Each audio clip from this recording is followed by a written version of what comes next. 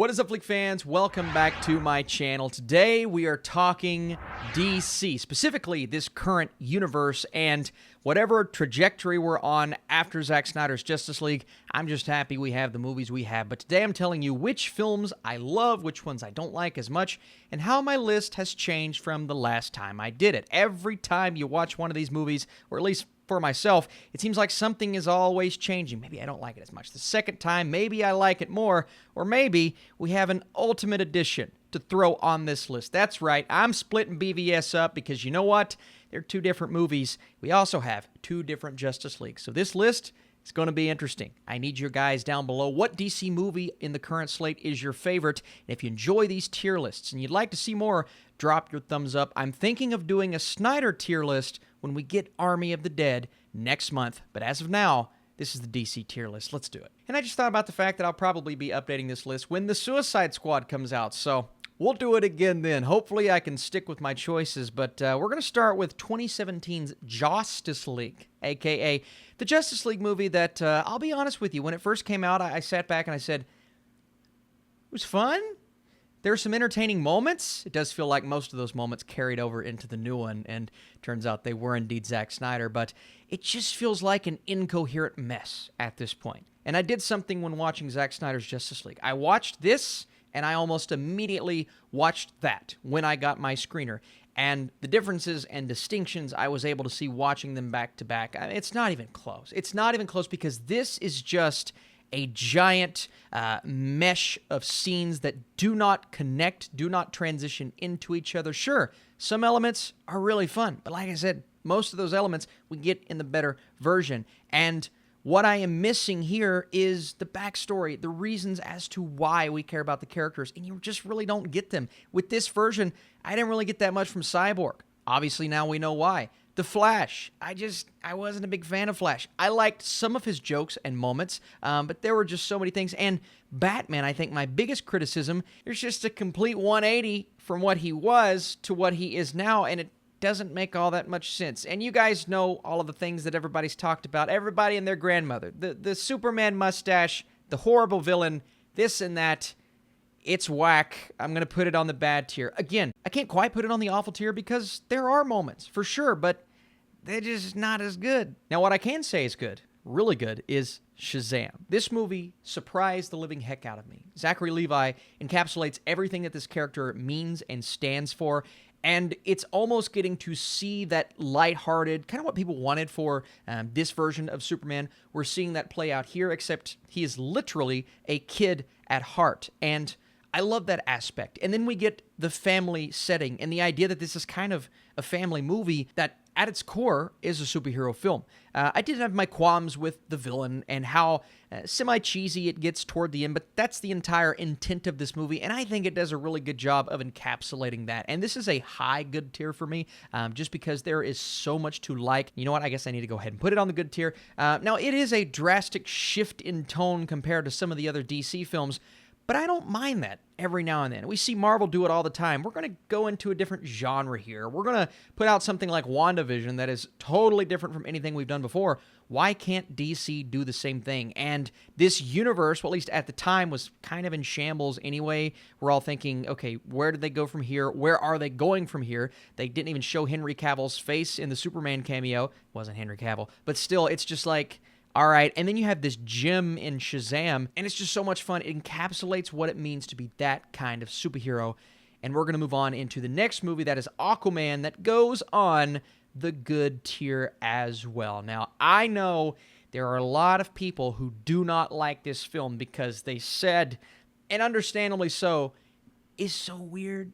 At times, there's a weird tone about it, and the overall feel that you get while watching the film, it's unlike anything you've ever seen, but I apply this to more of a fantasy epic rather than a superhero movie. That's just what it feels like while I'm watching Aquaman, because we go on all of these strange side quests and this mystical-esque journey that Aquaman, Arthur Curry, is on, doesn't really feel like your average superhero film. And for a lot of people, that's a great thing. And for me, that's a great thing. Was I on board with all of the humor? Not necessarily. And I know people that just don't like it at all. And that's fine.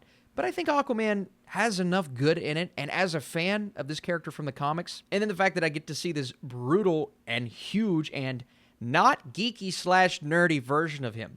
This dude is as BA as they come. I really like James Wan's direction. Now, some of the choices I could have done without, which keeps it from going higher. It is a lower good tier for me, but I'm going to put it on the good tier nonetheless because I really enjoy a lot of things about this movie. Then we have our 2 Wonder Woman films, and I'm going to kind of bunch them together while I talk about them because I've talked about them 1,000 times before. The first Wonder Woman, we know, or at least I know, that this is a movie that kind of changed the game, right? And that is partially why I'm putting it on the great tier. But another reason is I just love what Patty Jenkins does with the character here. It is dark, it is gritty at times, and there are 2 very distinct versions of Wonder Woman in the comics, the version that we see in the first film, the version that we see in the second film. And clearly, a lot more people like this version, but it's not just that, right? It's the story surrounding that. It's the idea that Steve Trevor and her have this relationship. The chemistry is off the charts in this movie. And even though I found my issues within the villains and the third act maybe isn't the strongest act, so it doesn't quite end on the strong note, so many scenes throughout this film work so well. No Man's Land, I don't even have to talk about it. Everybody knows how good that is. And the action that Jenkins manages to put together is just, I mean, it's incredible, right? Part of me does wish they would have stuck to this tone for the sequel. I understand why they did not, but man, oh man, the first Wonder Woman, so many great moments. I wouldn't say it's one of the greatest comic book movies of all time. I know a lot of people like to say that, but it's definitely one of the better DCEU films. Then we have Wonder Woman 1984, which apparently I was paid off to say I enjoyed. You think I'd still be in this apartment complex if I was paid off to like Wonder Woman? Now, I still genuinely think there are moments in this film that work, right? And again, you go back to the comic book version of this character, this is that other version. Uplifting, hopeful, that entire vibe you get throughout this movie. Now, are there issues with the plot in some of the moments and some of the characters? Yes. And that's what's kind of caused me to cool off a little bit. I'm still going to say I enjoyed the movie, but there are definite nitpicks that I have when it comes to the villains, when it comes to the complete and utter tonal shift that is uplifting. Absolutely. But I do have moments in the movie that just feel kind of overly ridiculous, especially when you look at like Kristen Wiig's character and the way that she is portrayed. The idea that the ending can work in this universe and make sense, and then some of the inconsistencies throughout this film that kind of take away some moments from the previous film. Those are all issues that kind of reared their head a little bit more the second time around, and I didn't quite like it as much. Because of that, I am going to put it on the okay tier, which is still apparently a lot higher than a lot of people, and that's okay, right? I still found some enjoyment, but, you know, I do wish, part of me wishes they would have kind of stuck to what made the first film so great. Another movie that is kind of controversial to talk about, Birds of Prey, because you have so many people that love it, so many people that hate it for some reason. I don't see that, right? I'm not over the moon about it. I really enjoyed it when I first watched it. Didn't really resonate with me that much. I had to dock some points for that. But the overall vibe of the movie, I think, works extremely well. She is breaking the fourth wall. She's doing what Deadpool does, what made that movie so great. I think the issue here is the story maybe wasn't as compelling as it needed to be to care about each individual character, but I still like the interpretations. I did, and I like the team that they assemble. I really like Ewan McGregor as our villainous Black Mask here. He is awesome, and the look, the vibe of the movie works. So a lot of really great things about this film. Now, a lot of story elements that bring it down a few notches, and of course, the idea of it holding up on second watch, not as good, right? But I still think Birds of Prey works. I do, and I know it's got its fans. My buddy Dave Lee from Dave Lee Down Under on YouTube, he's a huge fan of this movie, and I get it. I see his enthusiasm, and I think it's okay because of that. How about Man of Steel? I don't need to say much. I have defended this movie not since the day it came out, right? When it first came out back in 2013, I said, I really like it, but I can't go beyond that. I have my issues, but man, oh man. You know, and sometimes you think about how we judge movies and how we go back and rewatch them and we kind of feel a different way later on. I think that's okay. I think it's okay for me to love Man of Steel so much more now than I did before. I think it's okay for me to not like Wonder Woman 1984 as much. Don't be afraid to change your opinion, and don't pay attention to other people telling you what and what not to do. Shut out all the nonsense. But if you have an opinion change, don't be afraid to do it. And don't be afraid to stick to that later on down the line when you're using it in conversation. All of that ranting is just for me to put Man of Steel in the great tier. And you guys know why. It's Hans Zimmer's score. It's Zack Snyder's idea for this character. It's the idea that Superman, the Man of Steel, does not have to be presented as this guy who saves a kitten out of a tree like he was early on. And that version is amazing. I love that version. But this is him kind of coming into his own, discovering his powers, discovering that this is the man eventually whom he needs to be, needs to aspire to be, but he's not there yet because he's still learning. He's still raw, and everything happening to him should make him feel that way, and he's very motivated to get rid of the villains at the end, which is why he's not going around saving a bunch of people, because he's like, I got to get these people out of here, or the whole world is going to be destroyed. And I really enjoy the third act. I enjoy General Zod. I love a lot of story points. I think it's one of my favorite Snyder films. I won't say which one is my favorite, because I'll save that for the tier list, but Man of Steel. All right, Suicide Squad. Suicide Squad is bad, but release the Ayer cut. It's what everybody's saying. I'm here now with Justice League. I've always been here with Suicide Squad. I've never really liked this movie.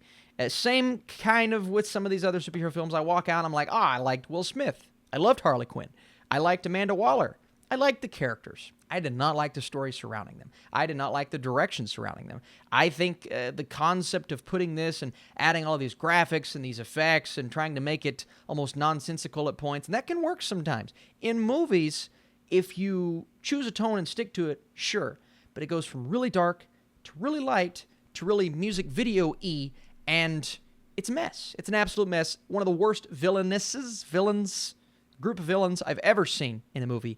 I wish they would have stuck with making the Joker the villain in this film instead of using all the CGI. But it led us to the new one, so let's hope that one's good. These final three, they're going to be interesting. Maybe a bit divisive, because you see two versions of Batman v Superman on there, and I'm sick of it. I'm sick of talking about one version of this movie, because every time I talk about that one version, I'm just like, yeah, it's okay. It's okay, but I was missing something. I was missing an entire arc with Superman. And this is not saying that the Ultimate Edition fixes the mistakes that still stick with it in that version, right? Still not a big fan of Jesse Eisenberg as Lex Luthor. Still not a fan of certain moments, the Granny's peach tea, and of course the Martha, all that stuff, right? I wish those moments would have been maybe removed from the Ultimate Cut. But what the Ultimate Cut does, what that version does for Superman specifically, gives him a story, a motivation, an idea that makes this a Batman and Superman movie as opposed to just a Batman movie, which, don't get me wrong, I love that aspect of the film. I think Ben Affleck balls out as Batman. But that version, there's something missing because the person that he's fighting is just kind of doing something because of what Lex Luthor does to him toward the end of the movie. And that's fine, but I don't think it's motivation enough, right?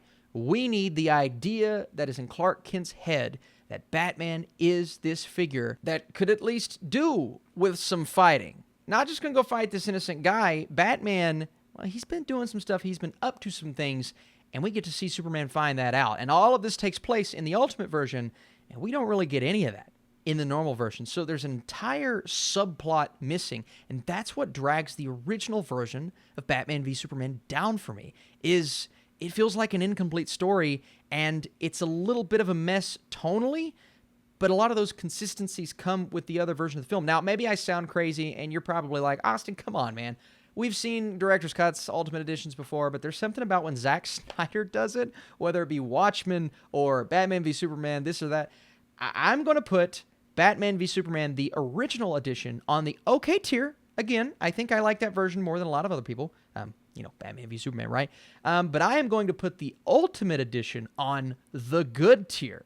Now, that tier distinction comes with the added probably 40 to 45 minutes in that Ultimate Edition that just make the movie a lot better. It still isn't great for me, clearly, issues, but they're slightly corrected in that other version. And finally, Zack Snyder's Justice League. And I've not only watched this movie once, I'm in the midst of watching it again. My wife and I made it halfway through. She really wanted to see it. She can't remember anything from Batman v Superman, but she's really enjoying it so far. The one thing that I've noticed upon rewatch is I'm getting a little annoyed with the person yelling in the background every time Wonder Woman comes on screen. Come on, y'all. How many times are we going to do that? This movie was stunning.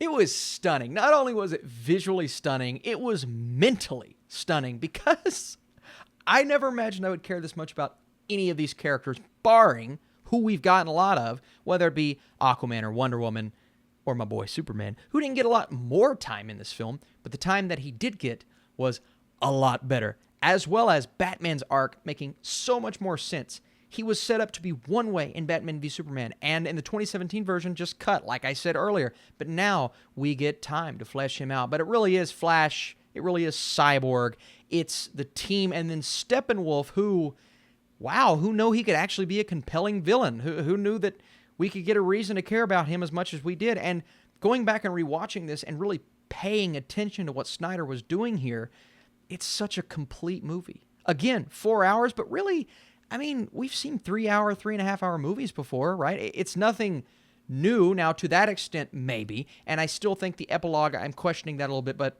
guys, this movie freaking rocks. It freaking rocks. There's no doubt in my mind that Zack Snyder's Justice League is not just being loved because of all the anticipation and people just have to love it because, you know, if we don't love it, what was all this for? I think it's genuinely enjoyed because it's a great movie. Right? Now, not everyone's going to agree, and I understand. If you hated every moment in the other Justice League film, then sure. Right? If you're not connected to these characters like I am with Man of Steel and Wonder Woman, sure. But for those of us kind of like, okay, we'll just have to see. I hope it won some people over. And that is why Zack Snyder's Justice League. Again, it's still early. I'm only halfway through my second watch. So maybe one day it can move up. I don't really see it moving down. But maybe one day it can move up. But as of now, right after watching, I'm going to put it on the great tier. And now you can see how my order has really shifted over the last few months because this time, Justice League is at the bottom. That's right. After seeing the new version, I think it's maybe even a little bit worse than Suicide Squad. Followed by that, we're actually going to keep Batman v Superman there because I think the other two movies are a bit more consistent, even though maybe they don't have the impact that Batman v Superman has. But I am going to put Birds of Prey in front of Wonder Woman because I do believe at this point, maybe it's just a bit better than 1984. In the next tier, we have 3 really good movies, although I will be putting Aquaman at the bottom of that list, but keeping Batman v Superman Dawn of Justice, the Ultimate Edition, right there because I do have maybe a bit more fun with Shazam going back and watching it. But here are the 3. What is my 3, my 2, and my 1? Well, at number 3, I'm actually going to throw Wonder Woman at that spot. It is a great film, but something about the Snyder Cut puts it right above. Now, as someone who has loved and talked about and raved about Man of Steel for so long, it is really hard at this point, even though my scores are very similar, it is hard at this point to put Zack Snyder's Justice League above it, so I'm going to keep it in that order. But, again, we're going to keep doing this list, so we'll just have to see how it holds up after rewatch. So Man of Steel, number 1, Zack Snyder's Justice League, number 2, and Wonder Woman, the original, at number 3. Man, that's a good-looking list in my eyes, but it's not what I think is what you think. It's not my list, it is your list. I need your tier lists down below. And it's so fun seeing some of your comments and then seeing them 3-4 months later to see how your lists are maybe shifting and changing. And now we have another movie to add. Would you add the Ultimate Edition to this list? And is there a movie that you feel more confident about than others do? Don't be afraid to share your opinion down below, please.